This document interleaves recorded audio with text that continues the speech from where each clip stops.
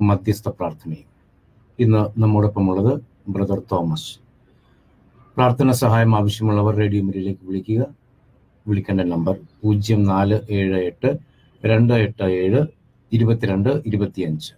0478 287 2225. ദൈവമഹത്വം കാണാം.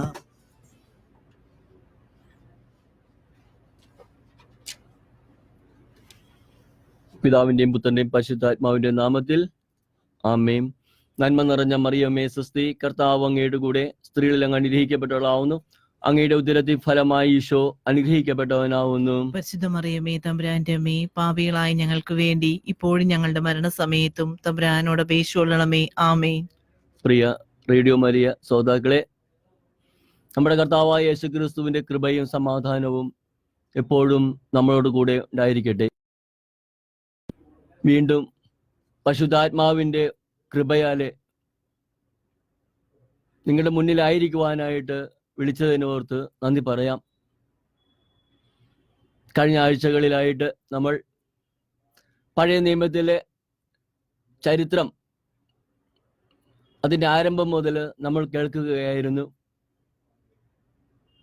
അതില് കഴിഞ്ഞ ആഴ്ചയിൽ നമ്മൾ കേട്ടത് അബ്രഹാത്തിന്റെ വിളിയെ പറ്റിയും, അബ്രഹാം ദൈവത്തിന്റെ വിളി കേട്ടുകൊണ്ട് തൻ്റെ ദേശം, പിതൃഭവനം എല്ലാം വിട്ട് ദൈവം കാണിച്ചു തരുന്ന ദേശങ്ങളിലേക്ക് എല്ലാം യാത്ര ചെയ്യുന്നതും, യാത്രയിലൊടുവിൽ അബ്രഹാത്തിന് ദൈവം കൊടുത്ത വാഗ്ദാനം 25 വർഷങ്ങൾക്ക് ശേഷം നിറവേറ്റി കിട്ടുന്നതും നമ്മൾ കേട്ടു. പ്രിയ സഹോദരങ്ങളെ, സങ്കീർത്തന പുസ്തകത്തില് 119 അധ്യായത്തില് 29 വചനം ഇപ്രകാരം പറയുന്നുണ്ട്: കാരുണ്യപൂർവം അങ്ങയുടെ നിയമം എന്നെ പഠിപ്പിക്കണമേ.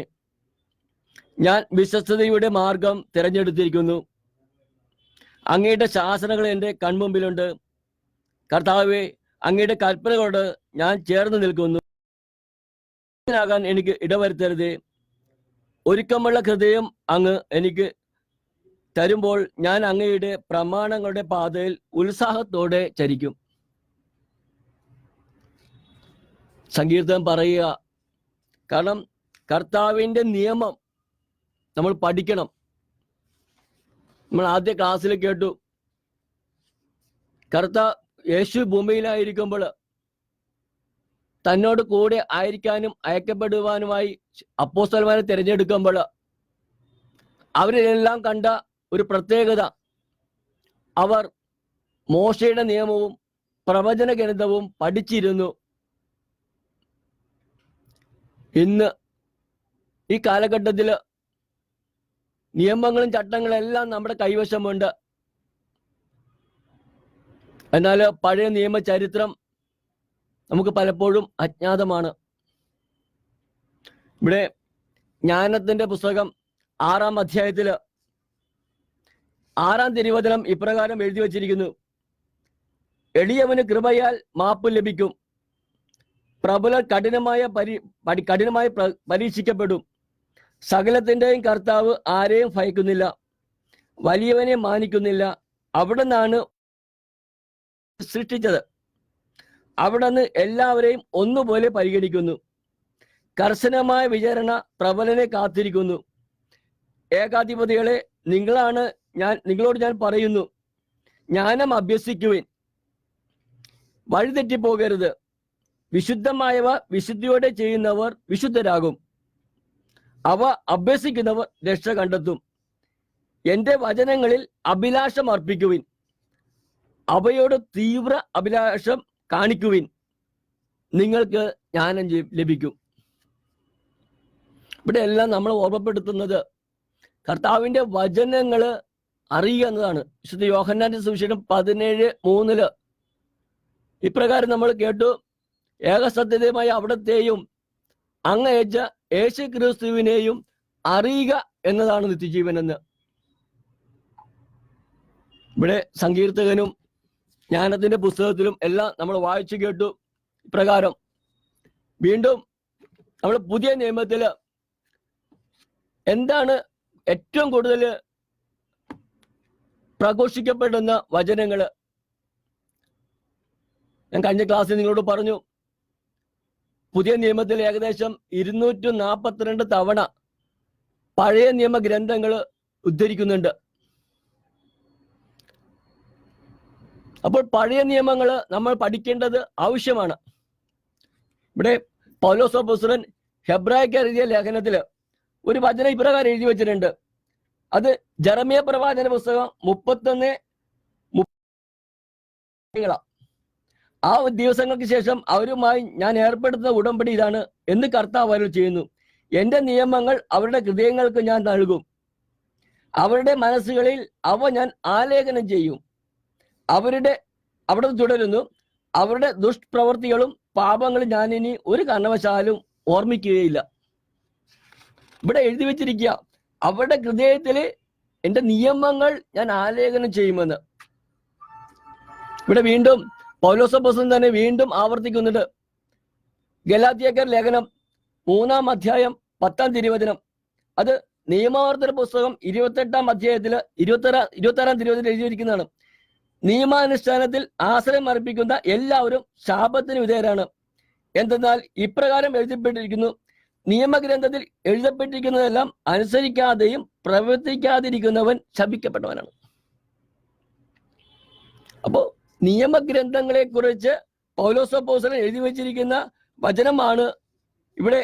അത് ഗലാത്യർക്ക് ലേഖനത്തിൽ എഴുതി വെക്കുന്ന വചനം, അത് നിയമാവർത്തന പുസ്തകം 27-ാം അധ്യായം 26-ാം തിരുവചനത്തിൽ പറയുന്നതാണ്. നിയമാനുഷ്ഠാനത്തിൽ ആശ്രയിക്കുന്ന എല്ലാവരും ശാപത്തിന് വിധേയരാണ്. എന്നാൽ ഇപ്രകാരം എഴുതപ്പെട്ടിരിക്കുന്നു, നിയമഗ്രന്ഥത്തിൽ എഴുതപ്പെട്ടിരിക്കുന്നതെല്ലാം അനുസരിക്കാതെയും ശപിക്കപ്പെട്ടവനാണ്. അപ്പൊ നിയമഗ്രന്ഥങ്ങൾ നമ്മൾ പഠിക്കണം. അതുകൊണ്ട് ന്യായപ്രമാണ ഗ്രന്ഥം എപ്പോഴും നിന്റെ അതിരത്തിലുണ്ടായിരിക്കണം. ജാപും പകലും നീ അതിനെക്കുറിച്ച് ധ്യാനിക്കണം. നിങ്ങളുടെ മക്കളെ അത് പറഞ്ഞ് പഠിപ്പിക്കണമെന്ന് എഴുതപ്പെട്ടിരിക്കുന്നത്. വീണ്ടും പൗലോസ് അപ്പോസ്തലൻ കൊറിന്ത്യസുകാർ ലേഖനത്തിൽ ഇപ്രകാരം എഴുതിയിരിക്കുന്നു. 9-ാം അധ്യായം 9-ാം തിരുവചനത്തില്, അത് നിയമാവർത്തന പുസ്തകം 25-ാം അധ്യായം 4-ാം തിരുവചനത്തിൽ എഴുതിയിരിക്കുന്ന വചനമാണ്. എന്തെന്നാൽ മോശയുടെ നിയമത്തിൽ എഴുതപ്പെട്ടിരിക്കുന്ന ധാന്യം മെതിക്കുന്ന കാളയുടെ വായ് നിങ്ങൾ മൂടിക്കെട്ടരുത്. കാളകളുടെ കാര്യത്തിലാണോ നിങ്ങൾക്ക് ശ്രദ്ധ? അവിടെ ഭൗതിക കാര്യങ്ങളിലാണ് മനുഷ്യന്റെ ശ്രദ്ധ എന്ന് കണ്ടുകൊണ്ടാണ് പ്രവാചകൻ ഇപ്പുറം എഴുതിയിരിക്കുന്നത്. മോശയുടെ നിയമം എഴുതപ്പെട്ടിരിക്കുന്ന ആ കാര്യങ്ങള് നമ്മൾ പഠിക്കേണ്ടതാണ്. മോശയുടെ നിയമത്തില് ഇതെല്ലാം രേഖപ്പെടുത്തിയിരിക്കുന്ന നിയമങ്ങള് അത് വള്ളി തെറ്റാതെ നമ്മുടെ മക്കളെ പറഞ്ഞ് പഠിപ്പിക്കണമെന്ന് നമ്മൾ പുറപ്പാട് പുസ്തകത്തിൽ ഇപ്രകാരം കാണുന്നുണ്ട്. മോശ ഇസ്രായേൽ ജനത്തെ ഈജിപ്തിൽ നിന്ന് പുറത്തു കൊണ്ടുവരുന്നതിന് മുമ്പ് അവർക്ക് വേണ്ടിയിട്ട് നിയമങ്ങൾ എഴുതപ്പെട്ടിരിക്കും, അവരെ വായിച്ച് കേൾപ്പിക്കുകയും ഈ ഇസ്രായേൽ ജനത്തെ ഈജിപ്തിന്റെ അടിമത്തിൽ നിന്നും പുറത്തു കൊണ്ടുവരുന്ന ദിവസം 430 വർഷം കഴിയുന്ന ആ ദിവസം അവർ പുറത്തു വരുമ്പോൾ ആ ദിവസത്തെ എന്നും നിങ്ങൾക്കൊരു അനുസ്മരണ ദിനമായി നിങ്ങൾ ആചരിക്കണമെന്ന്. അങ്ങനെ പെസഹ ആചരണം ഇസ്രായേൽ ജനം ആ പുറത്തു കൊണ്ടുവന്ന വർഷം മുതൽ ആചരിച്ചു തുടങ്ങി. അതിന്നും അനുവർത്തിച്ചു പോരുന്നു. ഇങ്ങനെ പഴയ നിയമത്തിൽ ഉള്ള കാര്യങ്ങള്, പഴയ നിയമത്തിൽ എഴുതപ്പെട്ടിരിക്കുന്ന ആ പ്രധാനപ്പെട്ട കാര്യങ്ങളെല്ലാം പുതിയ നിയമത്തിൽ വീണ്ടും അത് ഉദ്ധരണികൾ എടുത്ത് ലേഖനത്തിലും സുവിശേഷത്തിലേക്ക് പ്രതിപാദിക്കുന്നു. നമുക്ക് വീണ്ടും കഴിഞ്ഞ ആഴ്ചത്തെ ആ ചരിത്രത്തിലേക്ക് മടങ്ങിപ്പോകാം. കഴിഞ്ഞ ആഴ്ചയിൽ നമ്മൾ അബ്രഹാത്തിന്റെ അബ്രഹാത്തെ തെരഞ്ഞെടുത്ത് ഇസ്രായേൽ ജനത്തിന് വേണ്ടി ഒരു ജനതയെ ദൈവം മാറ്റിവെക്കുമെന്നുള്ള ആ തിരുവചനം ഉൾക്കൊണ്ടുകൊണ്ട് അബ്രഹാം ദൈവത്തിൽ വിശ്വസിച്ച് ഇറങ്ങിപ്പുറപ്പെടുന്നതും ആ യാത്രയിൽ ദൈവം അബ്രഹാത്തിന് ഉറപ്പായി കൊടുക്കുന്ന ഒരു ഉടമ്പടിയുണ്ട്. 4-ാം തവണയും അബ്രഹാത്തിനോട് ദൈവം പറയുന്നു, അടുത്ത വസന്തത്തിൽ ഞാൻ വരുമ്പോൾ നിന്റെ ഭാര്യ സാറായിക്ക് ഒരു കുഞ്ഞു ജനിക്കുമെന്ന്. 99 വയസ്സിലാണ് അബ്രഹാത്തിനോട് വ്യക്തമായിട്ടുള്ള ഒരു ഉടമ്പടിയുടെ പൂർത്തീകരണം അറിയിക്കുന്നത്. അബ്രഹാത്തോട് പറഞ്ഞു, നിന്നെ ഒരു ജനതയാക്കുമെന്ന്. എന്നാൽ ഇവിടെ പറയുന്നത് കൊണ്ട് അടുത്ത വസന്തത്തിൽ ഞാൻ വരും, ആ അടുത്ത വസന്തത്തിൽ ഞാൻ വരുമ്പോൾ നിന്റെ ഭാര്യ സാറായിക്ക് നിനക്കൊരു പുത്രൻ ജനിക്കും, അവന് നീ ഇസ്ഹാക്ക് എന്ന് പേരിടണമെന്ന്. അങ്ങനെ ദൈവത്തിന്റെ ഉടമ്പടിയുടെ പൂർത്തീകരണം 100-ാമത്തെ വയസ്സിൽ നിറവേറ്റപ്പെടുകയാണ്. അബ്രഹാത്തിന്റെ ഭാര്യ സാറായിക്ക് ഒരു കുഞ്ഞ് ജനിക്കുന്നു, ആ കുഞ്ഞിന് ഇസ്ഹാക്ക് എന്ന് പേരിടുന്നു. അങ്ങനെ ആ ഇസ്ഹാക്കിന് വേണ്ടിയിട്ടുള്ള ദൈവത്തിന്റെ ഉടമ്പടി പൂർത്തീകരിക്കുന്ന അന്നേ ദിവസം ദൈവം പറയുന്നൊരു വാക്കുണ്ട്. ദൈവം സന്ദർശിച്ച് മടങ്ങി പോകുന്ന നേരത്ത് ഞാൻ ചെയ്യാൻ പോകുന്ന ഒരു കാര്യം നമ്മൾ കഴിഞ്ഞ ആഴ്ചയിൽ കേട്ടു. സൊദോം ഗൊമോറയുടെ പാപത്തിന്റെ നിലവിളി ദൈവസന്നിധി തെറ്റി, അവരുടെ മ്ലേച്ഛതകള്. അപ്പോൾ സൊദോം ഗൊമോറ നശിപ്പിക്കാൻ വേണ്ടി ദൈവം സ്വർഗത്തിൽ നിന്ന് ഇറങ്ങി വന്ന ആ സന്ദർഭത്തിലാണ് അബ്രഹാത്തിനോട് സാറായിക്ക് ഒരു കുഞ്ഞ് ജനിക്കുമെന്ന് ആ ഉടമ്പടി കൊടുത്ത ശേഷം സൊദോം ഗൊമോറയിലേക്ക് പോകുമ്പോൾ തന്റെ ദാസനായ അബ്രഹാത്തിനോട് ദൈവം പറയാണ്, ഞാൻ ഇതാ സൊദോം ഗൊമോറ നശിപ്പിക്കാൻ പോവുക. അപ്പൊ ആ സൊദോം ഗൊമോറ നശിപ്പിക്കാൻ പോകുമ്പോൾ അബ്രഹാം ദൈവത്തിന്റെ മുന്നിൽ നിന്ന് തടസ്സം പറയുന്നുണ്ട്. എന്താ പറയുന്നത് നമ്മൾ കേട്ടു. ഒരു നഗരം നശിപ്പിക്കുമ്പോൾ ആ നഗരത്തിലുള്ള ദുഷ്ടന്മാരെ നശിപ്പിക്കുന്നതോടൊപ്പം നീതിമാന്മാരെയും അങ്ങ് നശിപ്പിക്കുമോ? കർത്താവ് പറയുന്നുണ്ട്, ഇല്ല, അവിടെ നീതിമാന്മാരുണ്ടെങ്കിൽ ആ നഗരത്തെ നശിപ്പിക്കില്ല. അബ്രഹാം 50 തുടങ്ങി, അവസാനം 10 നീതിമാന്മാരെ എത്തി. ആ 10 നീതിമാന്മാരുടെ ആ സന്ദർശനം അവിടെ ഉണ്ടെങ്കിൽ, 10 നീതിമാന്മാർ ആ പട്ടണത്തിലുണ്ടെങ്കിൽ ആ നീതിമാന്മാരെ പറ്റി ഞാൻ ആ നഗരത്തെ നശിപ്പിക്കില്ല എന്ന്. അതേ സഹോദരങ്ങളെ, 10 പേരെ പോലും കണ്ടെത്താതെ വന്നപ്പോഴാണ് സൊദോം ഗൊമോറ നശിപ്പിക്കപ്പെടുന്നത്.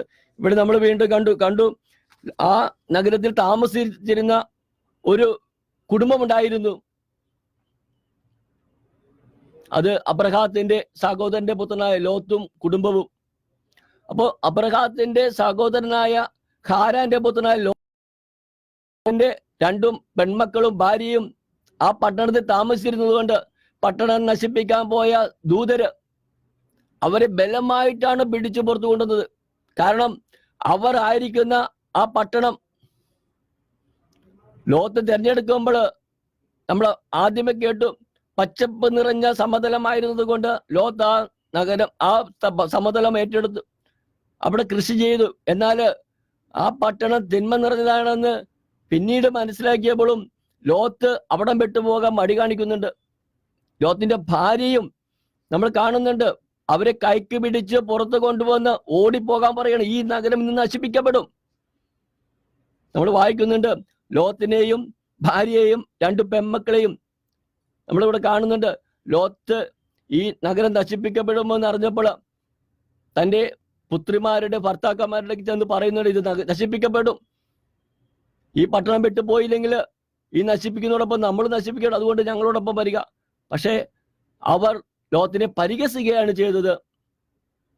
അങ്ങനെ ലോത്തും ഭാര്യയും 2 പെൺമക്കളും കൂടി പട്ടണത്തിന് വെളിയിൽ പോയ ശേഷമാണ് ആ നഗരം നശിപ്പിക്കപ്പെടുന്നത്. ഇവിടെ ഓടിപ്പോകുന്ന പോക്കില് ഭാര്യ ഒന്ന് തിരിഞ്ഞു നോക്കരുതെന്നാണ് ദൂതൻ അവരോട് പറഞ്ഞിരുന്നത്. എന്നാൽ തങ്ങളുടെ ഭവനവും വീടും തങ്ങൾക്കുള്ള സമ്പത്തുകളൊക്കെ നഷ്ടപ്പെടുമല്ലോ എന്നോർത്ത് ഭാര്യ തിരിഞ്ഞു നോക്കിയപ്പോൾ അവൾ അവിടെ ഉപ്പ് നുണായി പോയി നമുക്ക് കാണുന്നുണ്ട്. ആ നശിപ്പിക്കപ്പെടുന്ന ആ സൊദോം ഗൊമോറ കാണുന്നുണ്ട്, അവിടെ പുക ഉയർന്നുകൊണ്ടിരിക്കുന്നത്. അത് ഇന്നും അത് അങ്ങനെ തന്നെയാണെന്നാണ് പറയുന്നത്. കാരണം അത്രമാത്രം തിന്മ നിറഞ്ഞ നാടായിരുന്നു സൊദോം ഗൊമോറ. എൻ്റെ സഹോദരനെ കഴിഞ്ഞ ആഴ്ചയിൽ ഞാൻ പറഞ്ഞു നിങ്ങളോട്, ഇന്ന് 2000 വർഷം കഴിഞ്ഞു യേശുക്രിസ്തുവിന്റെ പരസ്യ ജീവിതം കഴിഞ്ഞ ഉയർപ്പിന് ശേഷം ഇന്ന് ഭൂമിയുടെ അതിർത്തികൾ വരെ ദൈവരാജ്യന്റെ സുവിശേഷം പ്രസംഗിക്കപ്പെട്ടു കഴിഞ്ഞു. നമ്മൾ ആദ്യം കേട്ടു, ന്യായപ്രമാണ ഗ്രന്ഥങ്ങളെല്ലാം പഠിപ്പിക്കണം, സുവിശേഷം ലോകത്തിന്റെ അതിർത്തി വരെ പ്രഘോഷിക്കപ്പെട്ടു കഴിഞ്ഞു. എന്നാൽ ഈ കാലഘട്ടത്തിന്റെ അവസ്ഥ ഒന്ന് വിധിച്ചനം ചെയ്യുന്നു നന്നതാ. നമ്മളിലേക്ക് അവസ്ഥ എവിടെയാ? ഈ സൊദോം ഗൊമോറയിൽ നടന്ന തിന്മയിലേക്കാൾ ഇരട്ടി തിന്മ നമ്മുടെ ഇടയിൽ വർദ്ധിച്ചുകൊണ്ടിരിക്കുകയാണ്. നമ്മൾ പലപ്പോഴും പത്രങ്ങൾ വായിക്കുമ്പോൾ കാണുന്നുണ്ട്, അരുതാത്തതൊക്കെയാണ് പത്രങ്ങളിൽ നിറഞ്ഞിരിക്കുന്നത്. ഈ പത്രം വായിക്കാനായിട്ട് മനസ്സ് വേദനിക്കുക. കാരണം ആ പത്രത്തിൽ കൂടി കാണുന്ന കാര്യങ്ങൾ കേൾക്കുമ്പോൾ അരുതാത്ത കാര്യങ്ങൾ നമ്മുടെ നാട്ടിലാണ്. പണ്ട് ദൂരദേശങ്ങളിലൊക്കെ കേട്ടു, യൂറോപ്യൻ രാജ്യങ്ങളൊക്കെ കേട്ടിട്ടുണ്ട്. എന്നാൽ ഇന്ന് നമ്മുടെ നാട്ടിലും നിത്യസംഭവമായി മാറിയിരിക്കുന്നു തിന്മ. സൊദോം ഗൊമോറയിലെ തിന്മയെ പറ്റി നമ്മൾ കേട്ടു വായിച്ചിട്ടുണ്ട്. അവിടെ ദൂതന്മാര് ലോത്തിന്റെ ഭവനത്തിലേക്ക് വരുമ്പോൾ പട്ടണവാസികള് നാം വൃദ്ധന്മാരുൾപ്പെടെ ഈ വന്ന ദൂതന്മാരുമായിട്ട് സഹിക്കാൻ ഇവിടെ വന്നിരിക്കുകയാണ്, തിന്മ പ്രവർത്തിക്കാനായിട്ട്. അവിടെ ലോത്ത് പറയുന്നുണ്ട്, പുരുഷ സ്പർശനമേക്കാത്ത 2 കന്യകൾ എൻ്റെ വീട്ടിലുണ്ട്, അവരെ നിങ്ങൾ എന്ത് വേണമെങ്കിൽ അവരോട് ചെയ്തു കൊള്ളുക, എന്നാൽ ഈ വന്ന അതിഥികളെ നിങ്ങൾ വെറുതെ വിടുക. അവിടെ പട്ടണവാസികളാണ്, പരദേശിയായ നീ ഞങ്ങളെ ഉപദേശിക്കുന്നു പോ. ഇവിടെ ഇന്നിപ്പോൾ നമ്മുടെ ചുറ്റുവട്ടം കാണുമ്പോൾ ഭയാനകമാ ഇന്നത്തെ അവസ്ഥ. എന്തുകൊണ്ടാണ് ഇതൊക്കെ സംഭവിക്കുന്നത്? അതിന് അടിസ്ഥാന കാരണം നമ്മൾ ഓരോരുത്തരും ഈ ഭൂമിയിലേക്ക് സൃഷ്ടിക്കപ്പെട്ടതിന് ദൈവത്തിന് ഒരു പദ്ധതിയുണ്ട്. നമ്മൾ കാറ്റഗറിസം ക്ലാസ്സിൽ പഠിക്കുന്നുണ്ട്, തന്നെ അറിഞ്ഞ് മഹത്വപ്പെടുത്തുവാനായിട്ട് നമുക്ക് ജീവൻ തന്നു. ഈ ആത്മാവിന് ജീവൻ നല്ലത് കൊണ്ടാണ് ഈ ശരീരം നിലനിൽക്കുന്നത്. ഈ ശരീരത്തിൽ ദൈവത്തെ മഹത്വപ്പെടുത്താൻ വിളിക്കപ്പെട്ടവർ നമ്മൾ ഓരോരുത്തരും. ദൈവത്തെ അറിയാത്തവർക്ക് കൊടുക്കപ്പെടാനായിട്ട് തിരഞ്ഞെടുക്കപ്പെട്ടവരാണ് ഓരോ ക്രിസ്ത്യാനിയും. ആ ദൈവത്തെ കൊടുക്കണമെങ്കിൽ ദൈവത്തെ അറിയണ്ടേ? ആ അറിയുന്ന ദൈവത്തിനല്ലാതെ നിങ്ങൾ അറിയാത്തവയെ പറ്റി എങ്ങനെ പറയും നിങ്ങൾ? അപ്പോൾ ഇന്ന് നമ്മെ സംബന്ധിച്ചോളം, ഈ കേരളത്തെ സംബന്ധിച്ചോളം ഇന്ന് സുവിശേഷം പ്രസംഗിക്കപ്പെടാത്ത ഒരിടമില്ല. ഏത് മാർഗത്തിലും സുവിശേഷം കേൾക്കാൻ നമുക്ക് വാതിൽ തുറന്നിട്ടിരിക്കുക. അതിനുള്ള സ്വാതന്ത്ര്യമുണ്ട്, ഒരാളും തടയുന്നില്ല. എന്നാൽ സഹോദരങ്ങളെ, ആമോസ് പ്രവാചകൻ പറഞ്ഞ വചനം അത് പൂർത്തീകരിക്കപ്പെടുക തന്നെ ചെയ്യും. കാരണം ദൈവത്തിന്റെ വചനമാണത്. ദൈവാത്മാവ് നിറഞ്ഞാണ് ആമോസ് പ്രവാചകൻ പ്രവചിച്ചിരിക്കുന്നത്. അവസാന നാളുകളിൽ നാട്ടിലേക്ക് ഞാൻ വലിയ ക്ഷാമം അയക്കും. അത് ഭക്ഷണപാനീയങ്ങൾക്ക് വേണ്ടിയുള്ള വറുതിയല്ല, വചനം ലഭിക്കായിക കൊണ്ടുള്ള വലിയ വറുതി. അപ്പോൾ നമുക്ക് കിട്ടുന്ന അവസരം, ഈ ചരിത്രം, പിതാവാ ദൈവം തന്റെ സൃഷ്ടിയ മനുഷ്യനെ രൂപപ്പെടുത്തി. നമ്മൾ ആദ്യം കണ്ടു, ആദം മുതൽ നോഹ് വരെ 10 തലമുറ, നോഹ് മുതൽ അബ്രഹാം വരെ 10 തലമുറ. വീണ്ടും ദൈവം പ്രത്യേകമായിട്ട് ഈ ഭൂമുഖത്തുള്ള ജനതകളിൽ നിന്നും തനിക്ക് വേണ്ടി തിരഞ്ഞെടുക്കപ്പെട്ട വ്യക്തിയാണ് അബ്രഹാം, വിശ്വാസിയുടെ പിതാവ്. ഈ അബ്രഹാത്തിന് ദൈവം കൊടുത്ത വാഗ്ദാനം അനുസരിച്ച് ദൈവം നൽകിയ പുത്രനാണ് ഇസഹാക്ക്. അങ്ങനെ ഇസഹാക്കിനെ ദൈവത്തിനായി കൊടുക്കുമ്പോൾ സാറ പറയുന്നുണ്ട്, എൻ്റെ ആ അപമാനം നീക്കിക്കളഞ്ഞു. അവിടെ പറയുന്നുണ്ട്, കാരണം ഈ വന്ധ്യന്തുമെന്ന് മുദ്രകുത്തിയ സാറായെ ഇതാ കുഞ്ഞിന് മുലയൂട്ടുന്നു. ദൈവത്തിന് അസാധ്യമായിട്ടില്ല. പത്രോസിൽ പറയുന്നുണ്ടല്ലോ, മനുഷ്യന് അസാധ്യമാണ്, എന്നാൽ ദൈവത്തിന് എല്ലാം സാധ്യമാണ്. അതുകൊണ്ടാണ് വന്ധ്യ എന്ന് പറഞ്ഞ സാറായിക്ക് 90-ാം വയസ്സിൽ ഒരു പുത്രൻ ജനിക്കുക. ഇവിടെ വീണ്ടും ചരിത്രം പറയുന്നുണ്ട്, ഇസഹാക്കിന്റെ ജനനത്തിന് ശേഷം 21-ാം അധ്യായം, ഉൽപ്പത്തി പുസ്തകം 21-ാം അധ്യായത്തില് കർത്താവ് വാഗ്ദാനം അനുസരിച്ച് സാറയെ അനുഗ്രഹിച്ചു. വൃദ്ധയായ അബ്രഹാത്തിൽ നിന്ന് സാറ ഗർഭം ധരിച്ച് ദൈവം പറഞ്ഞ സമയത്ത് തന്നെ പുത്രനെ പ്രസവിച്ചു. സാറായി ജനിച്ച മകന് ഇസഹാക്ക് എന്ന് അബ്രഹാം പേരിട്ടു. കണ്ട, ഉൽപ്പത്തി പുസ്തകം 21-ാം അധ്യായം 1-ാം തിരുവചനത്തില് വാഗ്ദാനം പൂർത്തീകരിക്കുക, തിരുവചനം എഴുതി വെച്ചിരിക്കുകയാണ്. കണ്ടോ, ദൈവം അരുൾ ചെയ്ത പോലെ തന്നെ അബ്രഹാത്തിന്റെ ഭാര്യ സാറായിക്ക് ഒരു കുഞ്ഞ് ജനിക്കുന്നു. അവന് ഇസഹാക്ക് എന്ന് പേര് നൽകുന്നു. ഇനി അബ്രഹാത്തിന് 100 വയസ്സോടാണ് ഇസഹാക്ക് ജനിച്ചത്. 100 വയസ്സ് തികഞ്ഞപ്പോൾ തന്നെ, അത് നമ്മൾ മുമ്പ് കേട്ടു, അടുത്ത വസന്തത്തിൽ 99-ാമത്തെ വയസ്സിൽ ദൈവം പ്രത്യക്ഷപ്പെട്ട് അടുത്ത വസന്തത്തിൽ ഞാൻ വരുമ്പോൾ നിന്റെ ഭാര്യ സാറായിക്ക് ഒരു കുഞ്ഞ് ജനിക്കുമെന്ന്. ഇത് ആ വാഗ്ദാനം 21-ാം അധ്യായത്തിലെ ലിഖിതമായിരിക്കുന്നു. അങ്ങനെ ഇസഹാക്ക് ജനിച്ചു. ഇസഹാക്കിന് ശേഷം ഈ അബ്രഹാത്തിന്റെ യാത്രയിൽ അബിമേലെക്ക് എന്നുള്ള ഒരു രാജാവുമായി കണ്ടുമുട്ടുന്നുണ്ട്. ഇവിടെ നമ്മൾ കാണുന്നുണ്ട് അബ്രഹാം തന്റെ ദേശത്ത് നിന്ന് പുറപ്പെട്ടിട്ട് യാത്ര ചെയ്യുന്ന ഒരുപാട് നാടുകളുണ്ട്. കാനാൻ ദേശത്ത് ഹെബ്രോണില്, അതുപോലെ തന്നെ സാലോൻ രാജാവിന്റെ ആ നാട്ടിൽ, അങ്ങനെ പല സ്ഥലങ്ങളിലായിട്ട് ബദലില്, നെഗബിനില്, ഇങ്ങനെ പല സ്ഥലങ്ങളിലായിട്ട് പലായനം ചെയ്ത് യാത്ര ചെയ്ത അബ്രഹാം ഇവിടെ കാനാൻ ദേശത്ത് വാസമുറപ്പിക്കുമ്പോൾ 25 വർഷം തികയുക. അപ്പോഴാണ് ഈ കാനാൻ ദേശത്ത് വെച്ച് അബ്രഹാത്തിന് ഒരു ഭാര്യ സാറായിൽ കുഞ്ഞ് ജനിക്കുന്നത്. ആ സമയത്ത് അബിമേലെക്ക് എന്ന് പറഞ്ഞ ഒരു രാജാവ് ആ അബ്രഹാവുമായിട്ട് ഒരു കണ്ടുമുട്ടൽ ദൈവത്തിന്റെ മുമ്പിൽ ശപഥം ചെയ്യുന്നു. അബിമേലെക്ക് എന്ന് പറഞ്ഞ ആ സൈന്യാധിപൻ അബ്രഹാത്തോട് പറയുന്നുണ്ട്, ഞാൻ നിന്നോട് കാണിച്ച കാര്യത്തിനനുസരിച്ച് എന്നോട് നീ വർത്തിക്കണമേ. ഈ നാട് ഞാൻ ശപഥം ചെയ്യുന്നു, ിന്റെ ദാസന്മാർ തന്റെ കൈവശത്ത് നിന്ന് പിടിച്ചെടുത്ത കിണറിനെ കുറിച്ച് അബ്രഹാം അവരോട് പരാതിപ്പെട്ടു. അബിമേലെക്ക് മറുപടി പറഞ്ഞു, ആരാണിത് ചെയ്തതെന്ന് എനിക്കറിഞ്ഞുകൂടാ. നീ ഇക്കാര്യം എന്നോട് പറഞ്ഞിട്ടില്ല. ഇന്ന് വരെ ഞാൻ ഇതേക്കുറിച്ച് കേട്ടിട്ടുമില്ല. അബ്രഹാം അബിമേലെക്കിന് ആടുമാടുകളെ കൊടുത്തു. അവർ ഇരുവരും തമ്മിൽ ഒരു ഉടമ്പടിയുണ്ടാക്കി. അബ്രഹാം ആട്ടിൻപറ്റത്തിൽ നിന്നും 7 പെണ്ണാടുകളെ മാറ്റി നിർത്തി. ഇതെന്തിനെന്ന് അബിമേലെക്ക് അബ്രഹാത്തിനോട് ചോദിക്കും. അവൻ പറഞ്ഞു, ഞാനാണ് ഈ കിണർ കുഴിച്ചത് എന്നതിന് തെളിവായി ഈ 7 പെണ്ണാട്ടിൻകുട്ടികളെ സ്വീകരിക്കണം.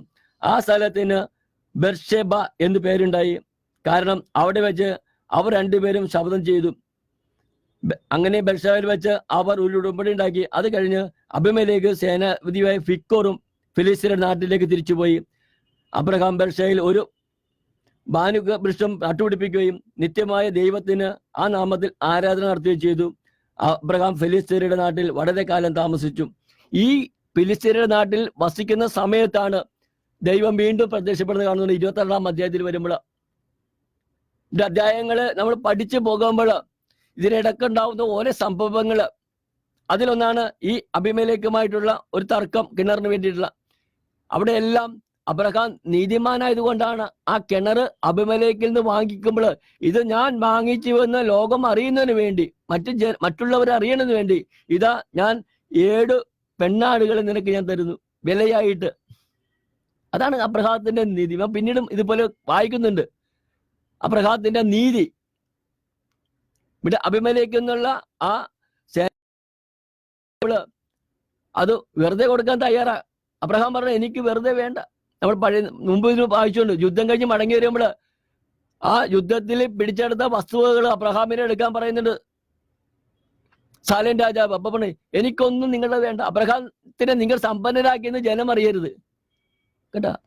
സ്വന്തം അധ്വാനിച്ചിട്ടുള്ള സമ്പത്ത് മാത്രം എനിക്ക് മതി. അതുകൊണ്ടാണ് യുദ്ധത്തിൽ കിട്ടിയിട്ടുള്ള മോചനദ്രവ്യമെല്ലാം നിങ്ങൾ എടുത്തുകൊള്ളുക, എനിക്കത് വേണ്ട. കാരണം നാളെ ഒരിക്കൽ നിങ്ങൾ അബ്രഹാത്തെ സമ്പന്നനാക്കി എന്ന് പറയാൻ ഇടയാക്കരുതെന്ന്. ഇവിടെയും ആ കിണർ വാങ്ങിക്കുമ്പോൾ ആ കിണറിന് വിലയായി 7 പെണ്ണാടുകളെ അബ്രഹാം കൊടുത്ത് ഒരു ഉടമ്പടി ഉണ്ടാക്കിയ. അങ്ങനെ ദൈവത്തിന്റെ മുമ്പിൽ നീതിയോട് വർദ്ധിച്ച് ഫിലിസ്ത്യരുടെ നാട്ടിൽ വളരെ കാലം താമസിച്ച അബ്രഹാത്തിനോട് ദൈവം വന്ന് വീണ്ടും ഒരു കാര്യം പറയുക. നമ്മൾ ഒത്തിരി തവണ കേട്ടതാണ്. പിന്നീട് ഒരിക്കൽ 22-ാമത്തെ അധ്യായം, ഉൽപ്പത്തി പുസ്തകം 22-ാം അധ്യായത്തില് പിന്നീടൊരിക്കൽ ദൈവം അബ്രഹാത്തെ പരീക്ഷിച്ചു. എന്താ? പിന്നീടൊരിക്കൽ അബ്രഹാത്തെ ദൈവം പരീക്ഷിച്ചു. നമ്മളും പലപ്പോഴും പരീക്ഷിക്കുക എന്നുള്ള വാക്ക് കേൾക്കാറുണ്ട്. മലാക്കി പ്രവാചന പുസ്തകം 3-ാം അധ്യായത്തില് 7, 8, 9, 11 വരെയുള്ള വചനങ്ങൾ ഇപ്രകാരം പറയുന്നുണ്ട്. മനുഷ്യരെന്നെ കൊള്ള ചെയ്യാണ്. എങ്ങനെയാണ് അങ്ങനെ ഞങ്ങൾ കൊള്ള ചെയ്യുന്നതെന്ന് അവിടെ മറുപടിയായിട്ട് ദൈവം തന്നെ പറയാണ്, നിങ്ങളുടെ ദശാംശങ്ങളും കാഴ്ചകളും കർത്താവിന്റെ ആലയത്തിൽ വന്ന് നിറയട്ടെ. അങ്ങനെ ചെയ്യുമ്പോൾ സ്വർഗ കവാടം തുറന്ന് അനുഗ്രഹം വർഷിക്കുകയില്ലേ എന്ന് നിങ്ങൾ പരീക്ഷിച്ചറിയാൻ. കണ്ടോ? ബൈബിളിൽ അവിടെ ഒരു സ്ഥലത്ത് മാത്രമേ പരീക്ഷിക്കുക, ദൈവത്തെ പരീക്ഷിക്കാൻ പറയുന്നത്. കാരണം ദശാംശങ്ങളും കാഴ്ചകളും കർത്താവിന്റെ ആലയത്തിൽ വന്നു നിറയട്ടെ. അപ്പോൾ നമ്മൾ പിന്നീട് പഠിക്കുന്നുണ്ട്, യാക്കോബിനെ ദൈവം അനുഗ്രഹിക്കുമ്പോൾ യാക്കോബ് ഇതുപോലെ ഒരു ഉടമ്പടി ഉണ്ടാക്കുന്നുണ്ട്. അവിടെ യാക്കോബ് പറയുന്നത്, യാക്കോബിനായിട്ട് ദൈവം പറയുന്നത്, നീ പോകുന്നിടത്തെല്ലാം നിന്നോട് കൂടെ ഞാൻ ഉണ്ടായിരിക്കും, നീ പോകുന്നിടത്തെല്ലാം നിന്നെ ഞാൻ അനുഗ്രഹിക്കും. അപ്പോൾ യാക്കോബ് പറയുന്നുണ്ട്, ഞാൻ പോകുന്നിടത്തെല്ലാം എൻ്റെ കൂടെ ഉണ്ടായിരിക്കുകയും ഞാൻ പോകുന്നിടത്തെല്ലാം എന്നെ അനുഗ്രഹിക്കുകയും ചെയ്താൽ എനിക്ക് കിട്ടുന്നതിനെല്ലാം 10 അങ്ങേക്കുള്ളതായിരിക്കും. അതാണ് യാക്കോബിന്റെ ആ ഉടമ്പടി അവിടെ കാണുന്നത്. കിട്ടുന്നതിന്റെ ഒരു ഓഹരി ഇവിടെ മലാക്കി പ്രവാചന പുസ്തകത്തിൽ പറയുന്നുണ്ട്, നിങ്ങളുടെ ദശാംശങ്ങളും കാഴ്ചകളും കർത്താവിന്റെ ആലയത്തിൽ വന്ന് നിറയട്ടെ. അങ്ങനെ ചെയ്താൽ സ്വർഗ കവാടം തുറന്ന് അനുഗ്രഹം വർഷിക്കുകയില്ലേന്ന് പരീക്ഷിച്ചറിയാൻ. ഇവിടെ അബ്രഹാത്തിനോട് ദൈവം ഒന്ന് പരീക്ഷിക്കാൻ വന്നിരിക്കുക. അബ്രഹാത്തിന്റെ അടുക്കല് അവിടെ നിന്ന് വിളിച്ചു, അബ്രഹാമേ ഇതാ ഞാൻ. അവൻ വിളിക്കേട്ടു, നീ സ്നേഹിക്കുന്ന നിന്റെ ഏകമൻ ഇസഹാക്കിനെയും കൂട്ടിക്കൊണ്ട് മോറിയ ദേശത്തേക്ക് പോവുക. അവിടെ ഞാൻ കാണിച്ചു തരുന്ന മലമുകളിൽ നീ അവനെ എനിക്കൊരു ദഹന ബലി അർപ്പിക്കുവാന്ന്. അത്ഭുതമാണല്ലേ? അവിടെ പറയുന്നത് നിന്റെ മകൻ, ഏകമകൻ, 25 വർഷത്തെ കാത്തിരിപ്പിനൊടുവിൽ വാഗ്ദാനം ചെയ്ത പുത്രനെ സ്വീകരിച്ചു കഴിഞ്ഞപ്പോൾ ആ പുത്രനെ താലോലിക്കുന്ന സമയത്ത് അബ്രഹാത്തിനോട് ദൈവം പറയണം, ആ പുത്രനെ എനിക്കായി ദഹന ബലി അർപ്പിക്കുക. ഇവിടെ അത് കഴിഞ്ഞ് പറയുന്ന ഒരു വചനമുണ്ട്, അബ്രഹാം അതിരാവിലെ എണ്ണീട്ട്. കണ്ട, ദൈവം അബ്രഹാത്തോട് അരുൾ ചെയ്ത ആ നിമിഷം തന്നെ അബ്രഹാം തീരുമാനിക്കുക, അടുത്ത ദിവസം അതിരാവിലെ. കണ്ടോ, അതിരാവിലെ എന്നാ പറയണത്. അതാണ് ഒരു അബ്രഹാം ദൈവത്തിന്റെ വാക്ക് അണുകിട വ്യതിചലിക്കാതെ മുന്നോട്ട് പോയ ഒരു വ്യക്തിയാ. ഇവിടെ പറയുന്നു, അബ്രഹാത്തിനോട് പറയണം, നിന്റെ പുത്രനെ എനിക്കായി ദഹന ബലി അർപ്പിക്കുക. അതെവിടെ സ്ഥലം പറഞ്ഞു കൊടുത്തു? മോറിയ മലയില്. ഇവിടെ നമ്മൾ വീണ്ടും വായിക്കുകയാണ്, അബ്രഹാം അതിരാവിലെ എഴുന്നേറ്റ് കഴുതയ്ക്ക് ജീനിട്ട് 2 വേലക്കാരെയും മകൻ ഇസഹാക്കിനെയും കൂട്ടി കീറിയെടുത്ത് ദൈവം പറഞ്ഞ സ്ഥലത്തേക്ക് പുറപ്പെട്ടു.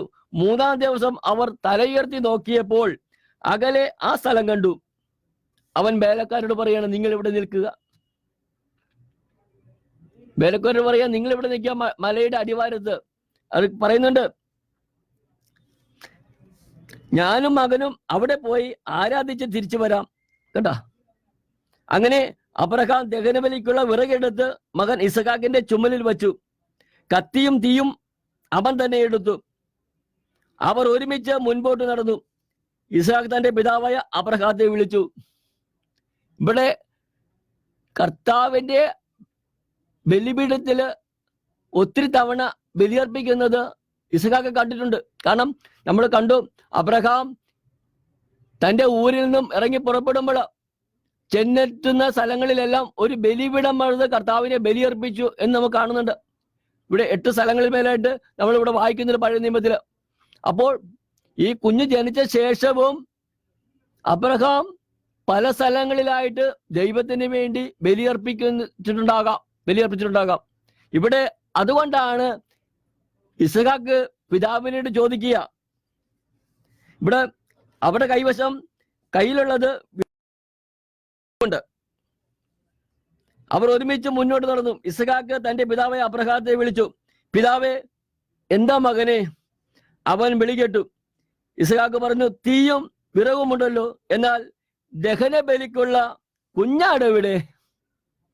എന്താ, ബലിയർപ്പിക്കാൻ പോവുക മോറിയ മലയിലേക്ക്. എന്നാല് വിറകും കത്തിയും തീയുമുണ്ട്, എന്നാൽ ബലിക്കുള്ള കുഞ്ഞാട് അവർ കൈവശമില്ല. ഇവിടെ അബ്രഹാം പറയുന്ന ഒരു വാക്കുണ്ട്. അവൻ മറുപടി പറഞ്ഞു, ബലിക്കുള്ള കുഞ്ഞാടിനെ ദൈവം തന്നെ തരും. എന്താ, ബലിക്കുള്ള കുഞ്ഞാടിനെ ദൈവം തരും. ദൈവമാണ് പറഞ്ഞത് ബലിയർപ്പിക്കാനായിട്ട്. അബ്രഹാത്തിന് അറിയാം ബലിക്കുള്ള കുഞ്ഞാട് തന്റെ ഏകപുത്രനാണെന്ന്. അവിടെ മനസ്സ് പതറാതെ, അവൻ ആ മകന്റെ ചോദ്യത്തിന്റെ മുന്നിൽ മനസ്സ് പതറാതെ ദൈവത്തിൽ വിശ്വസിച്ചുകൊണ്ട് ഒരു വിധത്തിലെ ചഞ്ചലപ്പെടാതെ മുന്നോട്ട് പോകുന്നു. നമ്മള് ലാസറിന്റെ ഭവനത്തിൽ ചെല്ലുമ്പോൾ ഈശോ മാത്താട്ട് പറയുന്നുണ്ട്, വിശ്വസിച്ചാൽ നീ ദൈവമഹത്വം കാണുമെന്ന്. അതെ, സാറാ അന്തിമ നാളിൽ പുനരുദ്ധാനമുണ്ടെന്ന് എനിക്കറിയാം. കണ്ട, യേശു ഉയർത്തെഴുന്നേൽക്കുമെന്ന് അവൾക്കറിയാം. അപ്പൊ അവന് ജീവിക്കുന്നവരുടെ ദൈവമാണെന്ന് സാറാ വിശ്വസിച്ചത് കൊണ്ടാണ് അവളോട് ദൈവം പറഞ്ഞു, നീ വിശ്വസിച്ചാൽ ദൈവം മഹത്വം കാണും. ഇവിടെ അബ്രഹാത്തിന് വിശ്വാസം ഉണ്ടായിരുന്നു. ബലിയർപ്പിക്കാൻ പറഞ്ഞത് തന്ന കുഞ്ഞിന്റെ ഉടമസ്ഥനാ, തന്നത് ദൈവമാ. ആ ഉടമ്പടി ചെയ്ത അനുസരിച്ച് തന്നെ ആ ദിവസം കുഞ്ഞിനെ കിട്ടി. ആ കുഞ്ഞിനെ ബലിയർപ്പിക്കുമ്പോൾ അത് ദൈവം തന്ന കുഞ്ഞ് ദൈവം തന്നെ ചോദിക്കുന്നു. മടി കൂടാതെ ദൈവത്തിനായി സമർപ്പിക്കുന്ന അബ്രഹാത്തെ നമ്മൾ കാണുന്നത്. ഇവിടെ പറയുന്നത് എന്താണ്? ആ വചനം ഇപ്രകാരമാണ്, ബലിക്കുള്ള കുഞ്ഞാടിനെ ദൈവം തന്നെ തരും. മകന് കൊടുക്കുന്ന മറുപടിയാ. അവിടെ ആ മോറിയ മലയുടെ മുകളിൽ ദൈവം പറഞ്ഞ സ്ഥലത്തെത്തിയപ്പോൾ അബ്രഹാം അവിടെ ഒരു ബലിപീഠം പണിത് വിറക് അടക്കി വെച്ച് ഇസഹാക്കിനെ ബന്ധിച്ച് വിറകിന് മീതെ കിടത്തി. ഇവിടെ മറ്റൊന്നും അവിടെ പറയപ്പെടുന്നില്ല. വിറക് അടുക്കി വെച്ചതിന് ശേഷം ആ വിറകിന് മേലെ ബലിക്കയുടെ കുഞ്ഞാടായ തന്റെ പുത്രനെ ബന്ധിച്ച് അബ്രഹാം അവിടെ കിടത്തുക. അടുത്തത് മകനെ ബലി കഴിക്കേണ്ട സമയമാ. അങ്ങനെ മകൻ കയ്യിലെടുത്ത് തൽക്ഷണം കർത്താവിന്റെ ദൂതൻ ആകാശത്തു നിന്നും ഇപ്രകാരം വിളിച്ചു പറഞ്ഞു, അബ്രഹാം, അബ്രഹാം. അബ്രഹാം മറുപടി, ഇതാ ഞാൻ.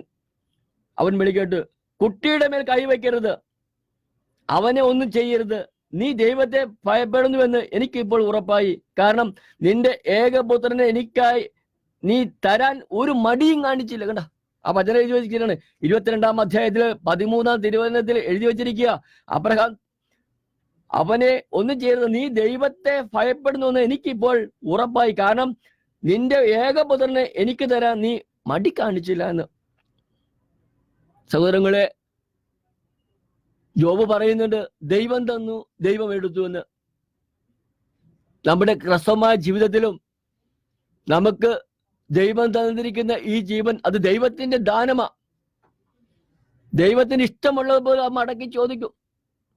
അപ്പോൾ എപ്പോ ചോദിച്ചാലും വിളിക്കുത്തരം കൊടുക്കാൻ നമ്മൾ തയ്യാറായിരിക്കണം, എടുക്കപ്പെടാൻ. പക്ഷെ ഒരുക്കമുള്ളവരായിരിക്കാം. നമ്മൾ വചനം പറയുന്നുണ്ട്, ഒരുക്കമുള്ളവരായിരിക്കാനായിട്ട് സദാ ജാഗരൂകരായിരിക്കുവിൻ.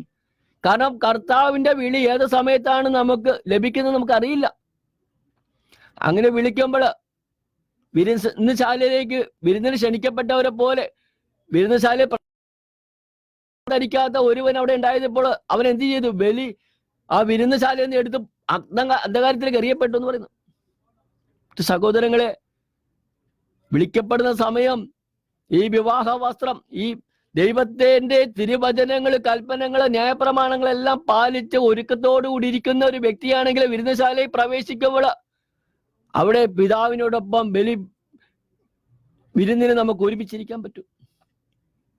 അബ്രഹാം തന്ന മാതൃകത. കാരണം ദൈവം തന്നു, ദൈവം ചോദിച്ചു, മടി കൂടാതെ കൊടുക്കാൻ തയ്യാറായി. അവിടെ ദൈവം അബ്രഹാത്തെ അനുഗ്രഹിക്കുക. അവിടെ പറയുന്നുണ്ട്, അബ്രഹാം ആ സ്ഥലത്തിന് യാഹുവേ എന്ന് പേരിട്ടു. കാരണം ദൈവം ചോദിക്കുന്നതെല്ലാം തരുമെന്ന് അവനറിയാം. കർത്താവിന്റെ ദൂതൻ ആകാശത്തു നിന്നും വീണ്ടും അബ്രഹാത്തെ വിളിച്ചു പറഞ്ഞു, കർത്താവ് അരുളിച്ചെയ്യുന്നു, നീ നിന്റെ ഏകപുത്രനെ പോലും എനിക്ക് തരാൻ മടിക്കായിക കൊണ്ട് ഞാൻ ശപഥം ചെയ്യുന്നു, ഞാൻ നിന്നെ സമൃദ്ധമായി അനുഗ്രഹിക്കും. നിന്റെ സന്തതികളെ ആകാശത്തിലെ നക്ഷത്രങ്ങൾ പോലെയും കടത്തീരത്തെ മണത്തരി പോലെ ഞാൻ വർദ്ധിപ്പിക്കും. ശത്രുവിന്റെ നഗര കവാടങ്ങൾ നീ പിടിച്ചടക്കും. നീ എന്റെ വാക്ക് അനുസരിച്ചതുകൊണ്ട് നിന്റെ സന്തതിയിലൂടെ ലോകത്തിലെ ജനതകളെല്ലാം അനുഗ്രഹിക്കപ്പെടും. അബ്രഹാം എഴുന്നേറ്റ് തന്റെ വേലക്കാരുടെ അടുത്തേക്ക് ചെന്ന് അവരൊന്നിച്ച് ബെർശബയിലേക്ക് തിരിച്ചുപോയി. അബ്രഹാം ബെർശബയിൽ പാർത്തു. ദൈവത്തിന്റെ അബ്രഹാം നമുക്ക് ഇവിടെ കാണുകയാണ്. ഇവിടെ ആ സമയത്ത് അതിന് തുടർച്ചയായിട്ട് എഴുതുന്ന ഒരു വചനമുണ്ട്. ആ സമയത്ത് അബ്രഹാം തന്റെ ഊരിൽ നിന്ന് പോരുമ്പോൾ നമ്മൾ പഠിച്ചു, നോഹ മുതൽ 10ാമത്തെ തലമുറയാണ് അബ്രഹാത്തിന്റെ പിതാവ് തേരാഹ്. അബ്രഹാത്തിന്റെ പിതാവ് തേരാഹ്. നമ്മൾ ആദ്യം മുതൽ ചരിത്രം പഠിക്കുമ്പോൾ 20ാമത്തെ തലമുറയാണ് തേരാഹ്. ആ തേരാഹിന് 3 പുത്രന്മാരുണ്ടായിരുന്നു. അതിൽ മൂത്തവനാണ് അബ്രഹാം, രണ്ടാമത്തെ മകൻ നാഹോർ, മൂന്നാമത്തവൻ ഹാരാൻ. ഈ ഹാരാന്റെ പുത്രനാണ് ലോത്ത്. ഹാരാൻ മരിച്ചുപോയി. ഇനി അവിടെ ആ അബ്രഹാത്തിന്റെ പിതൃഭവനത്തിൽ ജീവിക്കുന്നത് അബ്രഹാത്തിന്റെ സഹോദരൻ നാഹോറാണ്. അബ്രഹാത്തിന്റെ പിതൃഭവനത്തിൽ വസിക്കുന്നത് നാഹോർ. അപ്പോ അബ്രഹാത്തിന്റെ രണ്ടാമത്തെ സഹോദരൻ, മൂന്നാമത്തെ സഹോദരൻ ഹാരാൻ മരിച്ചുപോയി. ആ ഹാരാന്റെ പുത്രനാണ് ലോത്ത്. ആ ലോത്തിനെയാണ് അബ്രഹാം കൂടെ കൊണ്ടുവന്നത്. ഇവിടെ ഈ 20ാമത്തെ വചനത്തിൽ ഇപ്രകാരം എഴുതിയിരിക്കുന്നത്, തന്റെ സഹോദരനായ നാഹോറിന് മിൽക്കായിൽ മക്കളുണ്ടായ വിവരം അബ്രഹാം അറിഞ്ഞു. കണ്ട, തന്റെ സഹോദരൻ നാഹോറിന്റെ ഭാര്യമാരില് മിൽക്കായിൽ ഒരു പുത്രനുണ്ടായി. ആ പുത്രന്റെ പേരാണ് ബെത്തുവേൽ. വീണ്ടും ആ ചരിത്രത്തിലേക്ക് കടന്നു വരികയാണ്. ഇതിങ്ങനെ ഓർമ്മിപ്പിക്കാൻ കാര്യം, ഈ ഒരു സംഭവം അബ്രഹാം അറിഞ്ഞു, അത്രമാത്രം. ഇനി കഴിഞ്ഞിട്ടാണ് സാറായുടെ മരണത്തെ പറ്റി നമ്മൾ വായിക്കുന്നത്. സാറ അവിടെ താമസിക്കുന്ന കാലഘട്ടത്തിൽ നമ്മളിവിടെ വായിക്കുന്നത്, അബ്രഹാം ബെർശബായയിൽ വന്ന് വാസം ഉറപ്പിച്ചു. അവിടെ വെച്ച് അബ്രഹാത്തിന്റെ ഭാര്യ സാറ 127ാമത്തെ വയസ്സിൽ മരണമടയുക. സാറായുടെ മരണം അബ്രഹാത്തെ ഒരുപാട് വേദനിപ്പിച്ചെന്ന് പറയുന്നുണ്ട്. അങ്ങനെ ആ 127ാമത്തെ വയസ്സിൽ കാനായിലുള്ള ഹെബ്രോണിൽ എന്നറിയപ്പെടുന്ന സ്ഥലത്ത് അബ്രഹാം ഒരു വയൽ വിലക്ക് വാങ്ങി. എബ്രോൺ എന്ന് പറഞ്ഞ ഒരു പ്രഭുവിന്റെ കയ്യിൽ നിന്നും 400 ഷെക്കേൽ വെള്ളി കൊടുത്ത് ഒരു നിലം വാങ്ങിച്ച് അവിടെ തന്റെ ഭാര്യ സാറയെ സംസ്കരിക്കുന്ന അബ്രഹാം. ആ ഹിത്തിനെന്ന് പറഞ്ഞ ആ നാട്ടുകാരൻ അബ്രഹാത്തെ ബഹുമാനിച്ചിരുന്നു. ദൈവത്താൽ അനുഗ്രഹിക്കപ്പെട്ടവനാണ്. ഈ ഒരു പ്രവാചകൻ ഇവിടെ ബൈബിളിൽ നമ്മൾ എഴുതുന്നുണ്ട്. അബ്രഹാത്തെ പറ്റി ഈ അബിമലേക്കിന്റെ ആ ചരിത്രത്തിൽ പറയുന്നുണ്ട്. അബിമലേക്കിനോട് അവനൊരു പ്രവാചകനാണെന്നാണ് പറയപ്പെടുന്നത്. ഒരു പ്രവാചകനായിട്ടാണ് അബ്രഹാത്തെ ആ ദേശവാസികൾ കണ്ടിരുന്നത്. അവിടെ ആ ദേശവാസികള്, അവിടുത്തെ പ്രഭുക്കന്മാര് അബ്രഹാത്തെ സ്നേഹിച്ചിരുന്നു. അതുകൊണ്ടാണ് അബ്രഹാത്തിന്റെ ഭാര്യ മരിച്ചെന്നറിഞ്ഞപ്പോൾ ആവശ്യപ്രകാരം ആ നിലം കൊടുക്കാനായിട്ട് ഈ ഹെബ്രോണിൽ ആ വ്യക്തി പ്രഭു തയ്യാറായത്.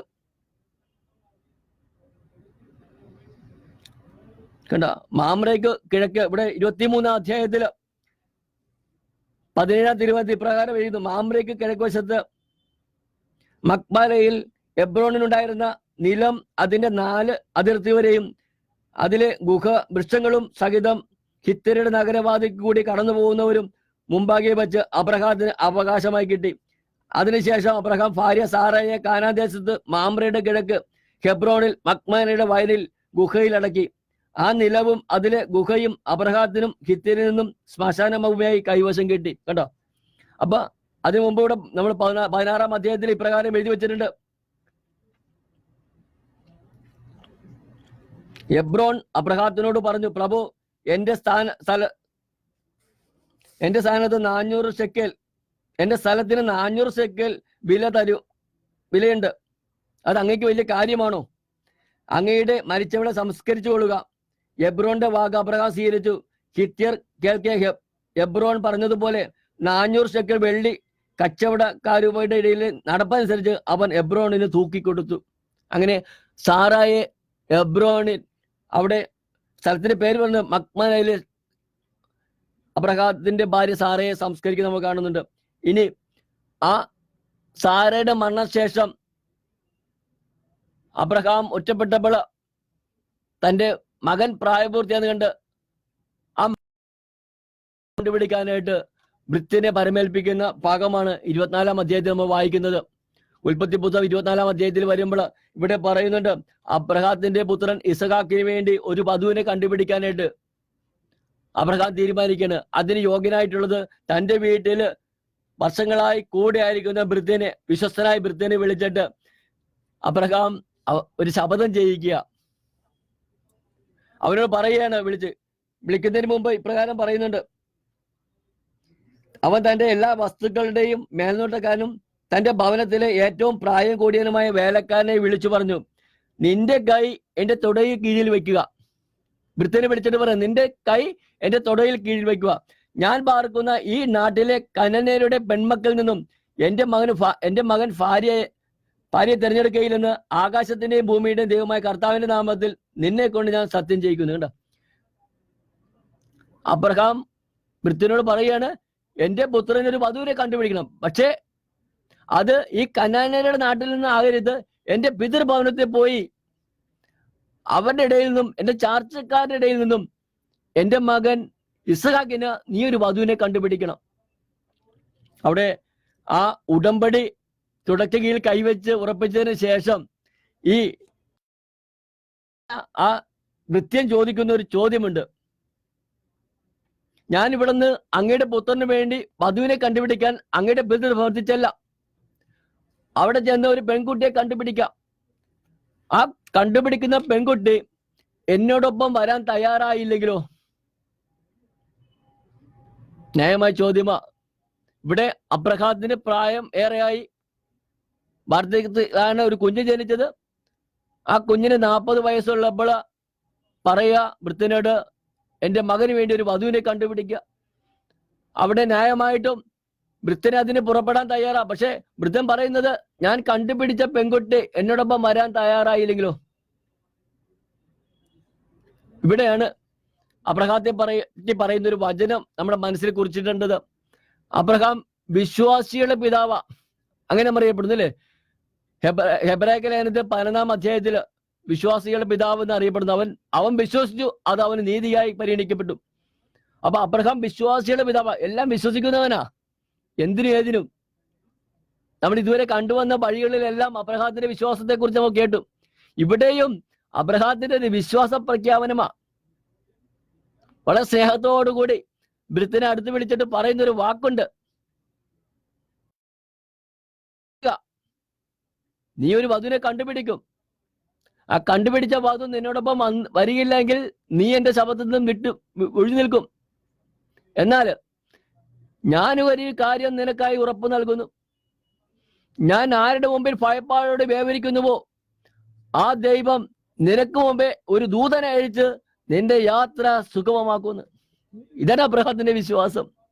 എന്റെ സഹോദരങ്ങളെ, ഓരോ പ്രഭാതത്തിലും പല കാര്യങ്ങളിലായിട്ട് നമ്മൾ വീട്ടിൽ നിന്ന് ഇറങ്ങുന്നു. എത്ര പേർക്ക് കഴിയുന്നുണ്ട് വീട്ടിൽ നിന്ന് ഇറങ്ങുമ്പോൾ ഈശോ പറഞ്ഞ ആ ഒരു സഹായനെ കൂടെ വിളിക്കാൻ?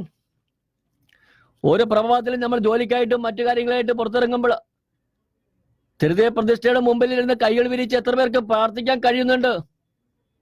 ഈശോ പറഞ്ഞു, ഞാൻ പോകണം, ഞാൻ പോയി കഴിയുമ്പോൾ മറ്റൊരു സഹായനെ നിങ്ങൾക്കായി അയച്ചു തരും.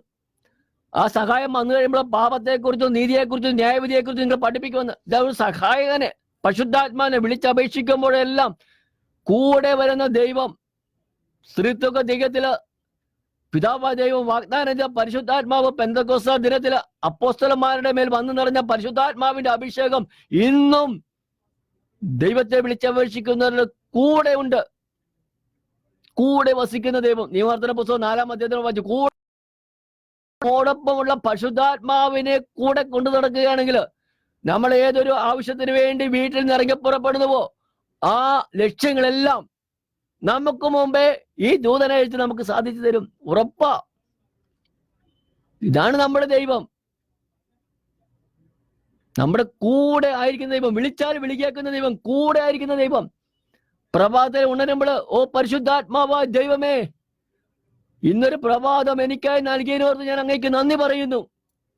ഇന്ന് ഈ പ്രഭാതം മുതൽ പ്രദോഷം വരെ എനിക്ക് ചെയ്തു തീർക്കേണ്ട എല്ലാ കാര്യങ്ങളിലും അങ്ങയുടെ സാന്നിധ്യവും സംരക്ഷണം നൽകി എന്നെ കാക്കണമേ എന്ന് വിളിച്ച് പ്രാർത്ഥിച്ചാല് ഉറപ്പാണ് സഹോദരങ്ങളെ, ഈ തിരക്കേറിയ ഈ ജീവിതത്തിനിടയിൽ നമ്മൾ കാണുന്നുണ്ട്, ടൗണിലേക്ക് ഇറങ്ങുമ്പോൾ എത്രയോ വാഹനാപകടങ്ങളാ, എത്രയോ ദുർമരണങ്ങൾ നടക്കുന്നു നമ്മുടെ ഇടയിൽ, എത്ര മക്കൾ വഴിതെറ്റി പോകുന്നു.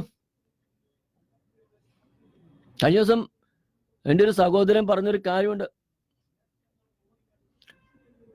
അപ്പനും മകളും കൂടി പള്ളിയിലേക്ക് പോയി. പള്ളിയിൽ കഴിഞ്ഞ് പള്ളിമുറ്റം നിൽക്കുമ്പോൾ മകളെ കാണാനില്ല. അന്വേഷിച്ചപ്പോഴാണ് അറിയുന്നത് ഒരു കാറിൽ കയറി മകള് പോയി മറ്റൊരുത്തിന്റെ കൂടെ, അന്യമതസ്ഥന്റെ കൂടെ.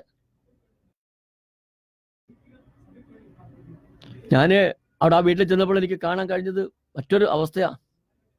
സഹോദരൻ, ഞാൻ ഇപ്പൊ പറയുന്നത് കർത്താവിന്റെ നിയമങ്ങളും ചട്ടങ്ങളും പാലിക്കുന്നവരുടെ കൂടെ കർത്താവ് ഉണ്ടായിരിക്കും. അതുകൊണ്ടാണ് ദൈവവചനം ആരിലേക്ക് വരുന്നുവോ അവരെ ദൈവങ്ങളെന്ന് വിളിച്ചു. നമ്മൾ ആദ്യം മുതൽ കേൾക്കുന്നതാണ് ദൈവവചനം, കൽപ്പനകള്, ചട്ടങ്ങള്. ഇതൊക്കെ നമ്മൾ പഠിക്കേണ്ടവരാ. ക്രിസ്ത്യാനിയായിട്ട് ജ്ഞാനസ്നാനം സ്വീകരിച്ച ഓരോ വ്യക്തിയും ഈ ചട്ടങ്ങളും നിയമങ്ങളെല്ലാം പഠിക്കാൻ കടപ്പെട്ടവരാ. പഠിക്കണം. നമ്മള് പഠിച്ച കാര്യങ്ങൾ മറ്റുള്ളവർക്ക് പകർന്നു കൊടുക്കണം. അപ്പോസ്തലന്മാര് പകർന്നു തന്ന ആ വിശ്വാസം നമ്മൾക്ക് ഇന്ന് ലഭിക്കാൻ കാരണമെങ്കിൽ അവരുടെ ജീവൻ വിലയായി നൽകിയത് കൊണ്ടാ ഇന്നിപ്പോൾ നമുക്ക് ഈ സുവിശേഷം ശ്രമിക്കാനും ദൈവത്തെ അറിയാനും കഴിഞ്ഞത്. ഇവിടെ അബ്രഹാം പറയാണ് ഭൃത്യനോട്, നീ പുറപ്പെട്ടു പോവുക, പക്ഷെ നീ അവിടെ ചെല്ലുമ്പോൾ നിന്റെ ലക്ഷ്യങ്ങളെല്ലാം സാധിച്ചു തരാൻ ദൈവം നിനക്ക് മുമ്പേ ദൂതനായിരിക്കും. ഉറപ്പാ. സഹോദരങ്ങളെ, ഇവിടെ നമ്മൾ വീണ്ടും കാണുന്നൊരു സംഭവമുണ്ട്. ഈ ഭൃത്യനും കൂടെ നടക്കുന്ന യജമാന്റെ കുറെ ആ ഒരു വിശ്വാസം അവനും കിട്ടിയിട്ടുണ്ടാവും. വർഷങ്ങളായി കൂടെ നടക്കണം, കുറെ വർഷങ്ങളായി കൂടെ നടക്കണം പറഞ്ഞത്. ഇവിടെ നമ്മൾ കണ്ടുകൂട്ടുന്ന ഒരു കാര്യം, വിശ്വസിച്ച് പുറപ്പെട്ട ഭൃത്യൻ ഈ അബ്രഹാമിനോട് ചേർന്നുള്ള ആ അതിർത്തിയിലെത്തുമ്പോൾ ഒരു കിണർ കാണുകയാ. അവൻ ആത്മകഥ ചെയ്തുകൊണ്ട് പറയുക, ഞാൻ ഈ കിണറ്റിൻകരയിൽ ഇരിക്കും. ഇവിടെ ഇരിക്കുമ്പോൾ ആദ്യം വരുന്ന പെൺകുട്ടിയോട് ഞാൻ ചോദിക്കും, എനിക്ക് കുടിക്കാൻ ഇത്തിരി അല്പം ജലം തരിക. അങ്ങനെ എനിക്ക് കുടിക്കാൻ തന്നു കഴിയുമ്പോൾ എൻ്റെ ഒട്ടകങ്ങൾക്കും കൂടി കുറച്ച് കൊടുക്കുക എന്ന് പറഞ്ഞാൽ ആ കുട്ടിയായിരിക്കും എൻ്റെ യജമാനന്റെ പുത്രന് വധു. ആ ഭൃത്യൻ കിണറ്റിൻകരയിൽ ഇരുന്നു. അധികം വൈകാതെ ഒരു പെൺകുട്ടി കുടമായിട്ട് വരിക. ആ പെൺകുട്ടി വരുമ്പോൾ ഭൃത്യൻ ആ കുട്ടിയോട് ചോദിക്കും, എനിക്ക് അല്പം കുടിക്കാൻ തരിക. അവൾ ആ ഭൃത്യന് കുടിക്കാൻ കൊടുക്കുക മാത്രമല്ല, അങ്ങയുടെ ഒട്ടകങ്ങൾക്കും കൊടുക്കാം. ഇനി വിശ്രമിക്കണമെങ്കിൽ എൻ്റെ വീട്ടിൽ ധാരാളം സ്ഥലമുണ്ട്, അവിടെ വിശ്രമിച്ചിട്ട് പോകാമെന്ന്. കണ്ടോ? നമ്മളിവിടെ ആദ്യം കണ്ടു, ഞാൻ ഇതിനു മുമ്പ് നിങ്ങളോട് പങ്കുവെച്ച വചനമാണ്. അബ്രഹാത്തിന്റെ സഹോദരൻ നാഹോറിന് മിൽക്കായിൽ ഒരു പുത്രൻ ജനിച്ചു. ഇവിടെ വായിച്ചത് എങ്ങനെയാണ്? അബ്രഹാത്തിന്റെ സഹോദരൻ നാഹോറിന് മിൽക്കായിൽ മക്കളുണ്ടായവരറിയാം. ഇവിടെ ഈ കിണറ്റിൻ അബ്രഹാത്തിന്റെ സഹോദരൻ നാഹോറിന് മിൽക്കായിൽ ജനിച്ച ബെത്തുബേലിന്റെ പുത്രി റെബേക്കയാണ്. എന്താ ദൈവത്തിന്റെ ഇടപെടലുണ്ട്. അബ്രഹാം പറഞ്ഞ എന്താണ്? നിനക്ക് മുമ്പേ ഒരു ദൂതനെ ദൈവം അയക്കും. ഞാൻ വിശ്വസിക്കുന്ന ദൈവം ഒരു ദൂതനായിരിക്കും, നിന്റെ യാത്ര സുഗമമാക്കും. ഇവിടെ ആ അബ്രഹാത്തിന്റെ കൂടെ നടക്കുന്ന ഭൃത്യനും അബ്രഹാത്തിന്റെ വിശ്വാസത്തിന്റെ ഒരു കണിക അവനിലും ഉണ്ടാവും, ഉറപ്പാ. അതുകൊണ്ടാണ് ആ ഭൃത്യൻ ആ അബ്രഹാത്തിന്റെ ദേശത്തിന്, അബ്രഹാം ആദ്യം വസിച്ചിരുന്ന ദേശത്തിന്റെ അതിർത്തിയിലെത്തുമ്പോൾ അവിടെ കണ്ട കിണറ്റിൻകരയിൽ ഇരുന്ന് ആത്മകഥം ചെയ്യാണ്. ഇവിടെ ഞാൻ ഇരിക്കും. ആദ്യം വരുന്ന പെൺകുട്ടിയോട് ഞാൻ ചോദിക്കും, അല്പം കുടിക്കാൻ തരിക. ഇവിടെ ഈ ഭൃത്യൻ എന്ത് ആത്മകഥം ചെയ്തോ അതിനേക്കാൾ മുമ്പേ ആ പെൺകുട്ടി പറയാണ്, അങ്ങയുടെ ഒട്ടകങ്ങൾക്ക് തരാം, എൻ്റെ വീട്ടിൽ ധാരാളം വാസസ്ഥലമുണ്ട്, അവിടെ ഒന്ന് വിശ്രമിക്കുകയും ചെയ്യാമെന്ന്. അപ്പൊ ഭൃത്യൻ ചോദിക്കും, നീ ആരാണ്? അവിടെ പറയുന്നുണ്ട്, നാഹോറിനെ മിൽക്കായി ജനിച്ച ബെത്തുബേലിന്റെ പുത്രി റെബേക്കയാണ് ഞാൻ. കണ്ട, അബ്രഹാത്തിന്റെ സഹോദരൻ നാഹോറിൽ മിൽക്കായി ജനിച്ച ബെത്തുബേലിന്റെ പുത്രിയാണ് ഞാൻ, റെബേക്ക. അങ്ങനെ സന്തോഷത്തോടുകൂടി ആ ഭൃത്യനെയും വിളിച്ചുകൊണ്ട് ആ ചാർച്ചക്കാരിൽ നിന്നും ഇവിടെ വന്നിരിക്കുന്നു. എനിക്ക് ഇതെല്ലാം ഇവിടെ നടന്ന ആ കാര്യങ്ങളെല്ലാം അവിടെ പറയണ്. ഇവിടെ പറയുന്നുണ്ട്, അനന്തരം ഭൃത്യൻ പറയുന്നുണ്ട്, കിണറിനടുത്ത് നിന്ന് അനന്തരം അവൻ പ്രാർത്ഥിച്ചു, എൻ്റെ യജമാനനായ അബ്രഹാത്തിന്റെ ദൈവമായ കർത്താവേ, ഇന്ന് എൻ്റെ ദൗത്യം അങ്ങ് വിജയിപ്പിക്കണമേ, എൻ്റെ യജമാന്റെ മേൽ കരുണയണമേ. ഞാൻ ഇതാ ഈ കിണറ്റിൻകരയിൽ നിൽക്കുകയാണ്. 24-ാം അധ്യായത്തിലെ 12-ാം തിരുവചനം. ഞാൻ പറഞ്ഞ കാര്യങ്ങൾ ഇവിടെ ലഖിതമായിരിക്കണം. 12-ാമത്തെ തിരുവചനത്തില് പറയാണ്, അബ്രഹാത്തിന്റെ ദൈവമായ കർത്താവേ, ഇന്ന് എൻ്റെ ദൗത്യം അങ്ങ് വിജയിപ്പിക്കണമേ, എൻ്റെ യജമാന്റെ മേൽ കനിയണമേ. ഞാനിതാ ഈ കിണറ്റിൻകരയിൽ നിൽക്കുകയാണ്. ഈ നാട്ടിൽ പെൺകുട്ടികൾ വെള്ളം കോരാൻ വരുന്നതുണ്ട്. നിന്റെ കുടം താഴ്ത്തി തരിക, ഞാൻ കുടിക്കട്ടെ എന്ന് പറയുമ്പോൾ ഇതാ കുടിച്ചുകൊള്ളുക. നിങ്ങളുടെ ഒട്ടകൾക്കും ഞാൻ വെള്ളം കോരി തരാം എന്ന് പറയുന്ന പെൺകുട്ടി ആയിരിക്കട്ടെ അങ്ങയുടെ ദാസനായ ഇസഹാക്കിന് അങ്ങ് നിശ്ചയിച്ചിരിക്കുന്നവൾ, അങ്ങ് എന്റെ യജമാനോട് നിരന്തരമായി കാരുണ്യം കാണിച്ചിരിക്കുന്നുവെന്ന് അതുവഴി ഞാൻ മനസ്സിലാക്കും. കണ്ട, അപ്പൊ നിരന്തരമായി ദൈവത്തിന്റെ കാരുണ്യം അനുഭവിച്ച ആ അബ്രഹാത്തിൽ നിന്നുള്ള വിശ്വാസത്തോടു കൂടി തന്നെയാണ് ഈ ഭൃത്യൻ ഇവിടെ ആത്മഹത്യ ചെയ്യുന്നത്. കണ്ട, അവള് കണ്ടുപിടി അവൻ പറഞ്ഞു തീരുന്ന മുമ്പ് തോളിൽ കുടവുമായി റെബേക്ക വെള്ളം കോരാൻ വന്നു. കണ്ട, അവൾ അബ്രഹാത്തിന്റെ സഹോദരൻ നാഹോറിന് ഭാര്യ മിൽക്കായിലുണ്ടായ മകന. ആ പെൺകുട്ടി കാണാൻ അഴകുള്ളവളും കന്യകയുമായിരുന്നു. അപ്പൊ ദൈവത്തിന്റെ ഹിതം നിറവേറ്റപ്പെടുവാനായിട്ട് സദാ കൂടെ നടക്കുന്ന ഒരു ആത്മാവ് അന്ന് മുതലേ ഉണ്ടായിരുന്നു.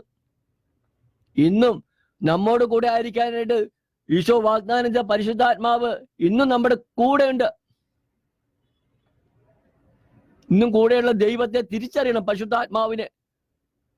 ഈശോ പറഞ്ഞില്ലേ, 2 or 3 പേർ എന്റെ നാമത്തിൽ എവിടെ ഒരുമിച്ച് കൂടുന്നുവോ അവിടെ മധ്യ ഞാനുണ്ടായിരിക്കും.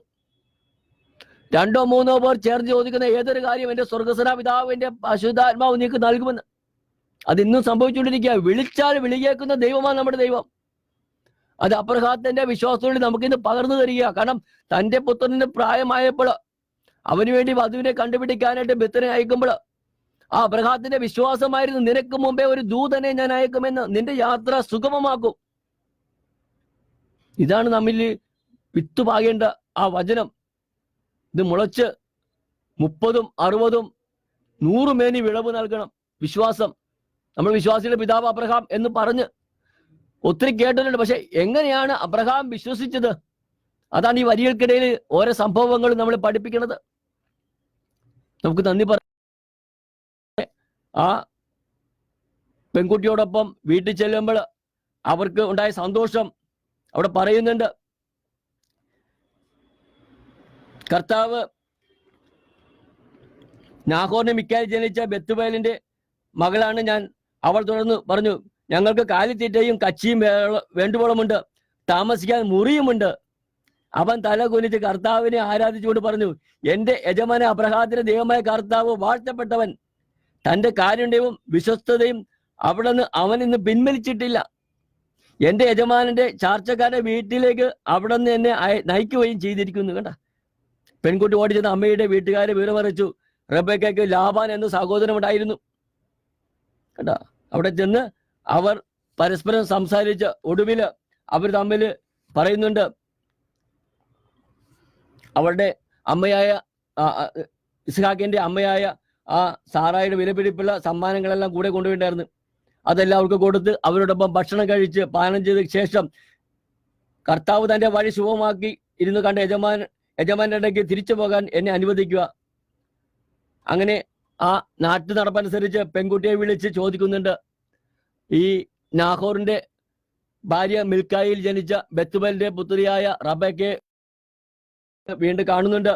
24-ാമത്തെ അധ്യായത്തില് 58-ാം തിരുവചനം പറയുന്നത്, നമുക്ക് പെൺകുട്ടിയെ വിളിച്ച് ചോദിക്കാം എന്ന് അവർ പറഞ്ഞു. അവർ റബേക്കയെ വിളിച്ച്, നീ ഈ മനുഷ്യരോടുകൂടെ പോകുന്നുവോ എന്ന് ചോദിച്ചു. ഞാൻ പോകുന്നു എന്ന് അവൾ മറുപടി പറഞ്ഞു. അവർ അവരുടെ സഹോദരി റബേക്കയെയും അവളുടെ തോഴിമാരെയും അബ്രഹാത്തിന്റെ ഭൃത്യനോടും അവന്റെ ആൾക്കാരോടും കൂടെ പറഞ്ഞയച്ചു. അവർ അവളെ ആശീർവദിച്ച് പറഞ്ഞു, നീ ഞങ്ങളുടെ സഹോദരിയാണ്. നീ 1000-ങ്ങളുടെയും 10,000-ങ്ങളുടെയും അമ്മയായി തീരുക. തങ്ങളെ വെറുക്കുന്നവരുടെ വാതിലുകൾ നിന്റെ സന്തതികൾ പിടിച്ചെടുക്കട്ടെ. റെബേക്കയും തോഴിമാരും ഒട്ടപ്പുറത്ത് കയറി അവനെ അനുഗമിച്ചു. അങ്ങനെ റെബേക്കയുമായി ഭൃത്യൻ മടങ്ങി വന്നു. കണ്ട, ഇതാണ് ദൈവം നമ്മുടെ ഇവിടെ എത്തിച്ചത്. ഇവിടെ ആ ഭൃത്യൻ പറയുന്നുണ്ട്, യഥാർത്ഥത്തിൽ എത്തേണ്ടടുത്ത് തന്നെ എന്റെ യജമാന്റെ ദൈവം എന്നെ എത്തിച്ചു എന്നാണ് വിശ്വസിക്കുന്നത്. എത്തേണ്ടടുത്ത് തന്നെ എത്തിക്കുന്ന എന്റെ സഹോദരങ്ങളെ, നമ്മുടെ ഒരു യാത്ര, ഈ ജീവിതം ഇതുപോലെയാ. എത്തേണ്ടടുത്ത് എത്തണ്ടേ? നമുക്ക് ജീവിതം ദാതാവിനോടൊപ്പം എത്തേണ്ടതുവരെ നമ്മള്. അതാണ് ഈശോ പറഞ്ഞില്ലേ, ഞാൻ പോകണം, ഞാൻ പോയി കഴിഞ്ഞാൽ നിങ്ങൾക്കൊരു വാസസ്ഥലം ഒരുക്കും, അവിടെ നിങ്ങൾ എന്നോടൊപ്പം ആയിരിക്കണം. ഞാൻ വീണ്ടും വരുമ്പോൾ ഈ യാത്രയില്, ഈ ഹ്രസ്വമാവുന്ന യാത്ര, മനുഷ്യന്റെ ആയുസ്സിനെ കുറിച്ച് സഭാപ്രസംഗം പറയുന്നുണ്ട്. മൺതരിയോളമേ ഉള്ളെന്ന്, ഏറിയാൽ 70. ആ 70 വർഷത്തിനിടെ നമ്മുടെ ജീവിത യാത്രയിൽ എന്തൊക്കെയാണെന്ന് ധരിച്ച് നമ്മൾ ഒത്തിരി വാരി കൂട്ടുന്നു. കഴിഞ്ഞ ദിവസം കണ്ടില്ലേ, ഒന്നും എടുത്തുകൊണ്ട് പോകാൻ പറ്റാത്ത അവസ്ഥ. സെക്കൻഡ് വെച്ചാണ് മലവെള്ളം വന്ന് പൊങ്ങി വീട് മുഴുവൻ മൂടിപ്പോയത്. ഒന്നും എടുക്കാൻ കഴിഞ്ഞില്ല. ജീവനും കൊണ്ട് ഓടുന്ന അവസ്ഥ. ഇത്രയേ ഉള്ളൂ മനുഷ്യന്റെ ആയുസ്. പൗലോസ് അപ്പോസ്തലൻ വ്യക്തമായിട്ട് പഠിപ്പിക്കുന്നുണ്ടേ, ഉള്ളത് കൊണ്ട് തൃപ്തിപ്പെടുന്നവന് ദൈവഭക്തി വലിയ നേട്ടമാണെന്ന്. ഒന്നും സമ്പാദിച്ചിട്ടില്ല, നമ്മളിവിടേക്ക് ഒന്നും കൊണ്ടുവന്നിട്ടില്ല, ഇവിടെ നിന്നൊന്നും കൊണ്ടുപോകാനും കഴിയില്ല. വസ്ത്രവും ഭക്ഷണവും ഉണ്ടെങ്കിൽ അതുകൊണ്ട് തൃപ്തിപ്പെടാമെന്ന്. മനുഷ്യന്റെ ജീവൻ നിലനിർത്താനായിട്ട് ഭക്ഷണം ആവശ്യമാണ്, ഉടുക്കാനായിട്ട് വസ്ത്രം ആവശ്യമാണ്. ഇതെല്ലാം ദൈവത്തിനറിയാം. ഒന്നുകൂടി പ്രഭാഷണ പുസ്തകത്തിൽ എഴുതി വെച്ചിട്ടുണ്ട്, കയറി കിടക്കാൻ ഒരു കൂര. ഇതേ സഹോദരങ്ങളെ, അബ്രഹാത്തിന് സ്വന്തമായിട്ട് ഒരിടമില്ലായിരുന്നു. പാലായനത്തെ തീർത്ഥാടനം നടത്തിയ അബ്രഹാത്തെ ദൈവം ഒരു കുറവില്ലാതെ കൊണ്ടു നടന്നു. ഇവിടെ ആ ദൈവത്തിന്റെ മഹത്വം പ്പെടുത്തുന്ന ഈ ചരിത്രം നമ്മൾ ഇന്ന് പറഞ്ഞു നിർത്തുകയാ. അങ്ങനെ അബ്രഹാം പറഞ്ഞയച്ച ഭൃത്യൻ സന്തോഷത്തോടെ മടങ്ങുകയാണ്. തന്റെ യജമാന്റെ പുത്രനായ ഇസഹാക്കിന് വേണ്ടി ആ അബ്രഹാത്തിന്റെ ചാർച്ചക്കാരുടെ ഇടയിൽ നിന്നും അബ്രഹാത്തിന്റെ സഹോദരൻ നാഹോറിന്റെ ഭാര്യ മിൽക്കായിൽ ജനിച്ച ബെത്തുവേലിന്റെ മകൾ റബേക്കയെ കൂട്ടി മടങ്ങി വരുന്ന അബ്രഹാത്തിന്റെ ഭൃത്യൻ. നന്ദി പറയാം. നമ്മുടെ യാത്രയിലും ഇത് നമ്മുടെ മനസ്സിൽ കുറിക്കട്ടെ. അബ്രഹാത്തിന്റെ വിശ്വാസത്തോടുകൂടി എന്തെല്ലാം നേടിയാലും ഒന്നും കൊണ്ടുപോകാൻ കഴിയില്ല എന്നുള്ളൊരു ചിന്ത മനസ്സിൽ തന്നുകൊണ്ട് അവസാനിപ്പിക്കുകയാണ്. പക്ഷെ അമ്മയോട് ചേർന്ന് നമുക്ക് നന്ദി പറയാം. ഈ മണിക്കൂറിൽ ദൈവത്തെ കൂടുതൽ അറിയുവാനായിട്ട് നമുക്ക് കിട്ടിയ അവസരം, ഈ പഴയ നിയമത്തിലെ ഓരോ ചരിത്രങ്ങളും ഓരോ അധ്യായങ്ങളിലൂടെ പഠിച്ചു പോകാൻ നമുക്ക് കഴിയുന്നുണ്ടെങ്കിൽ അത് വലിയൊരു നേട്ടമാണ്. ഈ 46 പുസ്തകങ്ങൾ ചരിത്രം. ഇപ്പൊ ഞാൻ നിങ്ങളോട് പറഞ്ഞു, ചരിത്രം നമ്മൾ പഠിച്ചുകൊണ്ടിരിക്കുന്ന പഞ്ചഗ്രന്ഥി എന്നറിയപ്പെടുന്ന 5 പുസ്തകങ്ങളിൽ ഉൽപ്പത്തി, പുറപ്പാട്, ലേവ്യർ, സംഖ്യ, നിയമാവർത്തനം, ഈ 5 പുസ്തകങ്ങളിൽ ചരിത്രമെല്ലാം അടങ്ങിയിരിക്കുക. അത് കഴിഞ്ഞ് ജോഷുവ, 1-2 സാമുവേൽ, അങ്ങനെ ആ പുസ്തകങ്ങളെല്ലാം ചരിത്രപരമായ പുസ്തകങ്ങളെല്ലാം നമ്മൾ പഠിക്കണം. അത് കഴിഞ്ഞിട്ട് പ്രബോധനപരമായിട്ടുള്ള പുസ്തകങ്ങൾ, അതിനുശേഷം പ്രവചനപരമായിട്ടുള്ള 16 പുസ്തകങ്ങൾ. ഓരോന്നെ പഠിക്കണം സഹോദരങ്ങളെ. നമുക്ക് നേടാനായിട്ട് ഇത് മാത്രം മതി, ബാക്കിയെല്ലാം. അതുകൊണ്ടാണ് വിശുദ്ധ മത്തായിയുടെ സുവിശേഷം 6:35 പറയുന്നുണ്ടല്ലോ, ആദ്യം അവിടുത്തെ രാജ്യവും കൂട്ടിച്ചേർക്കപ്പെടും. അതേ സഹോദരങ്ങളെ, ആദ്യം അവിടുത്തെ അറിയുക. ഞാൻ ആദ്യം പറഞ്ഞ വചനത്തിലേക്ക് മടങ്ങി വരികയാണ്. ഏകസത്യതയുമായി അവിടത്തെയും അങ്ങയച്ച യേശു ക്രിസ്തുവിനെയും അറിയുക എന്നതാണ് ജീവൻ. അറിഞ്ഞതാണ് അബ്രഹാം ദൈവത്തെ. അതുകൊണ്ട് അബ്രഹാത്തിന്റെ ജീവിതത്തിൽ ഇന്ന് വരേക്കും നമ്മൾ ഇന്ന് കേട്ട് ആ യാത്രയിലെല്ലാം ദൈവം അവനെ അനുഗ്രഹിക്കുക. ഒന്നിനും ഒരു കുറവില്ലാതെ വാർദ്ധക്യത്തിലുണ്ടായ മകന് അവനൊരു വധുവിനെ കണ്ടുപിടിക്കാനായിട്ട് ആഗ്രഹിച്ചപ്പോൾ കൃത്യമായിട്ട് തൻ്റെ സഹോദരന്റെ ഭാര്യയിൽ ജനിച്ച ബെത്തുവേലിന്റെ പുത്രി റബേക്കയെ ദൈവം കൊടുക്കുകയാണ്. ദൈവം അബ്രഹാത്തിനെയും അബ്രഹാത്തിന്റെ പുത്രനെയും അനുഗ്രഹിക്കുന്നു. നമ്മളെയും ദൈവം അനുഗ്രഹിക്കട്ടെ. ഈ മണിക്കൂറിൽ നിങ്ങളോടത്തായിരിക്കാൻ തന്ന എല്ലാ കാര്യങ്ങളും നന്ദി പറഞ്ഞുകൊണ്ട് നമുക്ക് പ്രാർത്ഥിക്കാം. പരിശുദ്ധ അമ്മയോട് ചേർന്ന് പ്രാർത്ഥിക്കാം. ഇത്രയും സമയം പരിശുദ്ധ അമ്മ നമ്മുടെ കൂടെ ഉണ്ടായിരുന്നു. ഭൂമിയിലെ എല്ലാ കാര്യങ്ങളും ക്രമപ്പെടുന്ന പരിശുദ്ധ അമ്മയാ. അമ്മയെ വിളിച്ചപേക്ഷിക്കുന്നുണ്ടെങ്കിൽ ഒരു കുറവും വരിയില്ല. കർത്താവിന്റെ വചനങ്ങൾ ഇങ്ങനെ ഒഴുകി വരും, ജ്ഞാനം ഒഴുകി വരും, ഉറപ്പാ. അമ്മയോട് ചേർന്ന് പ്രാർത്ഥിക്കാം. കത്തോലിക്ക സഭയ്ക്ക് വേണ്ടിയിട്ട്, സഭയിലെ മാർപ്പാപ്പ, മെത്രാന്മാർ, വൈദികർ, സന്യസ്തന്മാർ, ഇന്ന് ലോകമെമ്പാടുമുള്ള എല്ലാ കത്തോലിക്കർക്ക് വേണ്ടി നമുക്ക് പ്രാർത്ഥിക്കാം. അങ്ങേ അറിയാത്ത ഒത്തിരി മക്കൾ ഈ ഭൂമിയിൽ ഇന്ന് ജീവിക്കുന്നു. അവർക്ക് വേണ്ടി പക്ഷെ അമ്മ എല്ലാ കാര്യങ്ങളിലും ഇടപെടട്ടെ. തൃത്വ ദൈവത്തിന്റെ എല്ലാ മഹത്വ ആരാധനയും നമുക്ക് നൽകിക്കൊണ്ട്, തൃത്വ ദൈവത്തിന് നൽകിക്കൊണ്ട് പക്ഷെ അമ്മയോട് ചേർന്ന് പ്രാർത്ഥിക്കാം. നന്മ നിറഞ്ഞ മറിയമേ സ്വസ്തി, കർത്താവ് അങ്ങയുടെ കൂടെ, സ്ത്രീകളിൽ അങ്ങ് അനുഗ്രഹിക്കപ്പെട്ടവളാവുന്നു. അങ്ങയുടെ ഉദരത്തിൽ ഫലമായി ഈശോ അനുഗ്രഹിക്കപ്പെട്ടവനാവുന്നു. പരിശുദ്ധ മറിയമേ തമ്പുരാന്റെ അമ്മേ, പാപികളായ ഞങ്ങൾക്ക് വേണ്ടി ഇപ്പോഴും ഞങ്ങളുടെ മരണസമയത്തും തമ്പുരാനോട് അപേക്ഷിച്ചുകൊള്ളണമേ. നന്മ നിറഞ്ഞ മറിയമേ സ്വസ്തി, കർത്താവ് അങ്ങയുടെ കൂടെ, സ്ത്രീകളിൽ അങ്ങ് അനുഗ്രഹിക്കപ്പെട്ടവളാവുന്നു. അങ്ങയുടെ ഉദരത്തിൽ ഫലമായി ഈശോ അനുഗ്രഹിക്കപ്പെട്ടവനാവുന്നു. പരിശുദ്ധ മറിയമേ തമ്പുരാന്റെ അമ്മേ, പാപികളായ ഞങ്ങൾക്ക് വേണ്ടി ഇപ്പോഴും ഞങ്ങളുടെ മരണസമയത്തും തമ്പുരാനോട് അപേക്ഷിച്ചുകൊള്ളണമേ. നന്മ ആമേൻ. നിറഞ്ഞ മറിയമേ സ്വസ്തി, കർത്താവ് അങ്ങയുടെ കൂടെ സ്ത്രീകളിൽ അങ്ങ് അനുഗ്രഹിക്കപ്പെട്ടവളാവുന്നു.